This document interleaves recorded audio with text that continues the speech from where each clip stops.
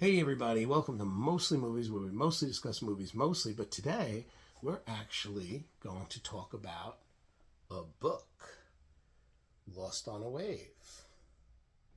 And who's the author? Who could it be? I just don't know. Could it be Siri? Yes, I wrote this book. It took me 4 years. Uh, a lot of quitting went on, I can't write this. I hate it. It's no good. I don't like it. I don't know what to do with it. And I just kept at it. And I kept at it and I kept at it. To me, writing is like exercise. Not so much to do with talent, it's just perseverance and just trying it again and trying it again. And I've did about 12 drafts. There's still maybe a typo here or there. I fixed most of them. And part of the fun in this book, in reading this book, is that you may find a typo or two yourself.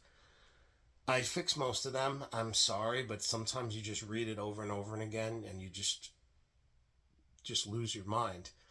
Like, for example, here on page 385, which do not skip to because it's the second to last page of the book, there's actually a little typo here. This is supposed to be a period. Supposed to be a comma, but I put a period instead. So when you come to that section in the book, if you're kind enough to read, a little highlighter and just fix it. That's all you got to do. It kind of makes reading a more interactive. Oh, here's the back cover with my face. I just don't want to look at it. The back cover is there. Reading is an interactive experience when there's typos because it gives you, the reader, a chance to say, oh, I got one. But there's nothing wrong with that. Look, even the best movies have mistakes. Citizen Kane has a whole page of mistakes on Internet Movie Database. So that's my little way of weaseling out of the typos. But again, I hope you guys enjoy the book. We haven't talked movies in a long time. Very busy with family, my two jobs, and finishing this book, and also starting a new book called Sync, which I hope to have out in the next 2 years.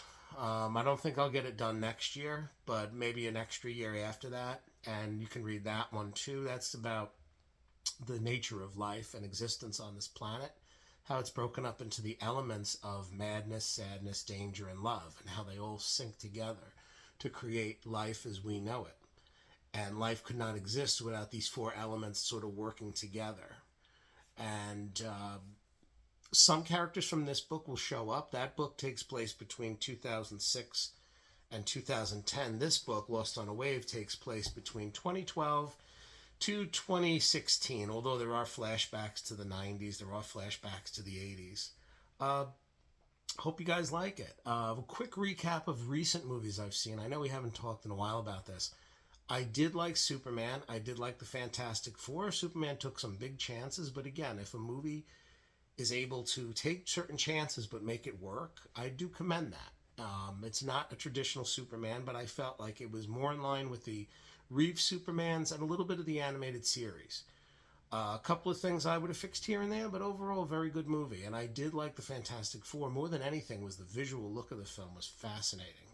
Very much the Kirby, the Jack Kirby look of things. It was really outstanding.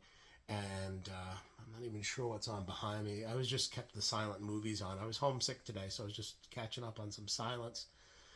I recently rewatched Psycho.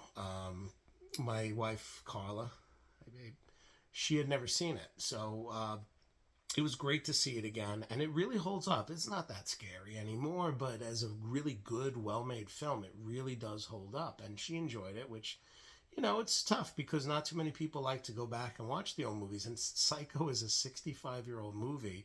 It plays better than most of today's movies. It's that good. I liked Weapons a lot, but like The Substance, it's one of those horror movies where it's basically, well, what about this? And the movie's like, don't worry about that. And I'm like, well, yeah, but you got to explain. No, we don't. No, we're not going to explain it to you.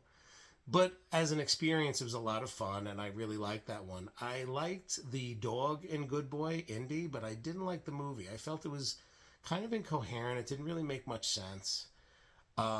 It was not as bad as Skinamarink, but it reminded me of Skinamarink because it kind of was just, there's no narrative, there's no real clear plot, it doesn't really make sense. But the dog was great, and I want to see that dog in better movies. Like, put him in something that is really good. and I'll see it. You know. Uh, what else did I see recently? The one movie that really impressed me this year so far was The Long Walk, based on a Stephen King story. Um, the fascinating thing about Stephen King is that he wrote a lot of these books in the 70s and 80s. You know, we can all agree that his best stuff was in the 70s and 80s, um, for the most part. But his stories hold up so well today. Like you think of them years later and you're like, man, that's about right now. Like I just recently started reading The Running Man, and it's so different from the Schwarzenegger movie, which we love. It's ridiculous, but it has nothing to do with the book whatsoever, except for the title and the name of the main character. Everything else in the story is different, and I'm very much looking forward to see what they do, especially Edgar Wright, who's one of my favorite directors, a director to my mind that has a perfect track record. Very interested to see what he does with the Running Man material. But The Long Walk was a fascinating movie, and again, I don't know where anybody stands politically. I don't get into politics, but we can all agree that America's going nuts. And I really like The Long Walk because I feel like that's a big commentary on what's wrong with our country and where our country is headed, uh, from both sides. I believe that there's an America, which is us, the people in the middle, 95% or 90% of America that's just wants to have a good life and be good people. And then there's that 5% here and that 5% there that are psychotic, but have a lot of money and influence and are kind of pulling things in other directions. So The Long Walk, I feel, is a great commentary on American society today and where we could be going. It's not an easy movie to sit through. It's very bleak. It's very dark, but I thought it was just amazing. What else did I see this summer? I did like the remake of The Naked Gun. It was, you know, not the best movie. The old ones weren't that terrific either. They were funny, and this one was really funny too. I feel like if you're expecting the same movie you got in 1988, you're not going to be happy because it's a very different movie. Um, and that's about it recently. I really haven't seen too many movies this summer. As you know, I wasn't a fan of the Thunderbolts, and I didn't really see much else because there wasn't really a lot of movies that would get me to want to leave the house. So once again, guys, I can't recommend it enough. My book, Lost on a Wave. Check it out on Amazon.com, you know, if you like.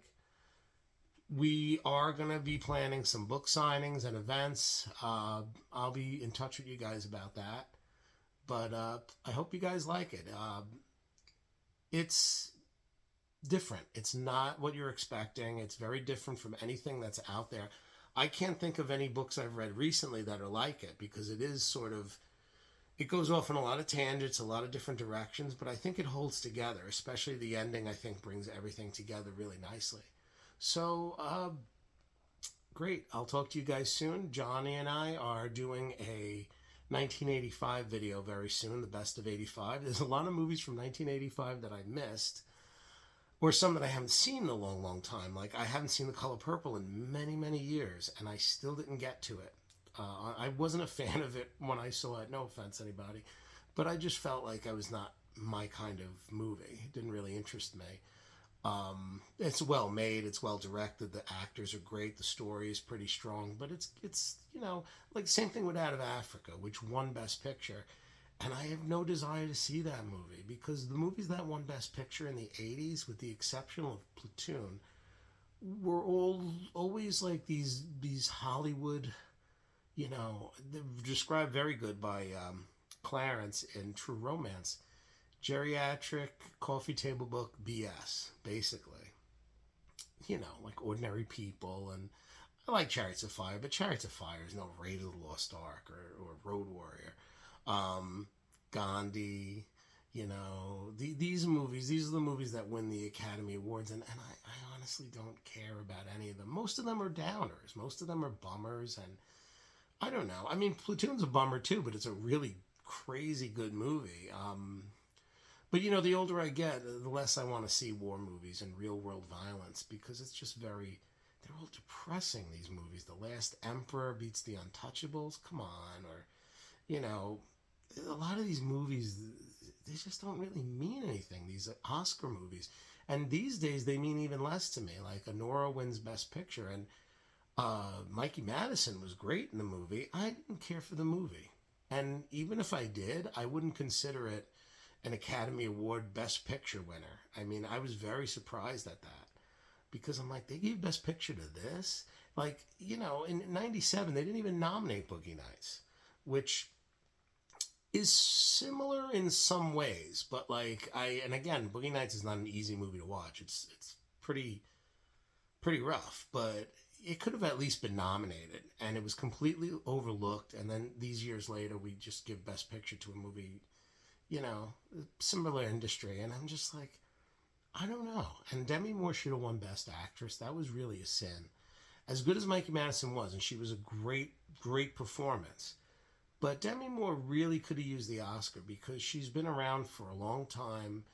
I know her last couple of movies didn't really, change things, but her role in The Substance was great.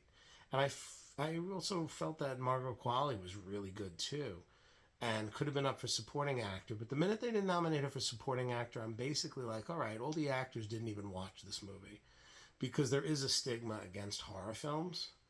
So that's part of the reason why The Substance was really shut out in terms of the acting awards and things like that. Because even to this day, even though horror movies and comedies will keep the lights on for these studios, they never get the respect that they deserve. So we'll see you next time with the best films of 1985. Signing off.